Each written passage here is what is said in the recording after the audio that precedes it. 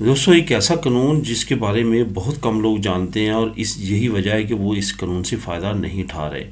اس میں زیادہ تر ہاؤس وائف جو ہیں اور کم پڑھے لکھے لوگ جو ہیں، لیکن جو نارمل اسپینش جن کی لسننگ پار ٹھیک ہے اور اسپیکنگ پار نارملی ٹھیک ہے، وہ اس قانون سے فائدہ اٹھا سکتے ہیں اور اسپین کی نیشنلٹی لے سکتے ہیں۔ بہت سارے لوگوں کو یہ ڈاؤٹ ہے کہ ہم جو ہیں وہ ریٹن ایگزام نہیں دے سکتے، ہم اسپینش میں ایسے نہیں لکھ سکتے، اس طرح کی دوسری پرابلمز ان کو ہیں کیونکہ وہ زیادہ پڑھے لکھے نہیں ہیں، تو ان کے لیے یہ قانون بہت زیادہ مددگار ہے۔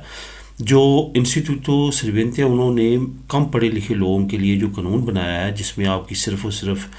لسننگ پار کو چیک کیا جاتا ہے اور آپ کی اسپیکنگ پار کو چیک کیا جاتا ہے، وہ ایک ایگزام کا ہی ڈھانچہ، لیکن اس سرٹیفکیٹ سے صرف اور صرف آپ اسپینش نیشنلٹی ہی اپلائی کر سکتے ہیں۔ اس قانون سے آپ لازمی طور پہ فائدہ اٹھائیں، اس کو اسی طرح سے آپ نے اس کی اپوائنٹمنٹ لینی ہے جس طرح نارمل ایگزام کی لیتے ہیں۔ صرف فرق یہ ہے کہ اس میں آپ کو ایک ایگزامینر بیٹھ کے آپ سے سوال جواب کرے گا اور چند منٹوں میں آپ کو چیک کرے گا کہ کیا آپ کی لسننگ اسپینش پار جو ہے وہ کیسی ہے، انڈرسٹینڈ کرنے کی کیسی آپ کی کنڈیشن ہے، اور اس کا پھر انڈرسٹینڈ کرنے کے بعد جواب دینے کی آپ کی کیا صلاحیت ہے۔ اس کے مطابق پھر آپ کو وہ پاس کریں گے یا فیل کریں گے، اور اس سرٹیفکیٹ سے جو ہے وہ آپ اسپین کی نیشنلٹی اپلائی کر سکیں گے۔ یہ ریشو کافی ہائی ہے دوستوں، بہت اچھی ریشو میں لوگوں کو پاس کیا جا رہا ہے۔ بہت لوگ جو میڈیم لیول سے بھی ذرا کم تھے ان کو بھی پاس کیا گیا ہے۔ اس وجہ سے اس قانون سے لازمی طور پہ فائدہ اٹھائیں، اور جو لوگ کم پڑھے لکھے ہیں اور نیشنلٹی لینا چاہتے ہیں اور جو اسپینش زبان ہے اس کو انڈرسٹینڈ کرتے ہیں اور کچھ بولتے ہیں، تو لازمی طور پہ ٹرائی کریں،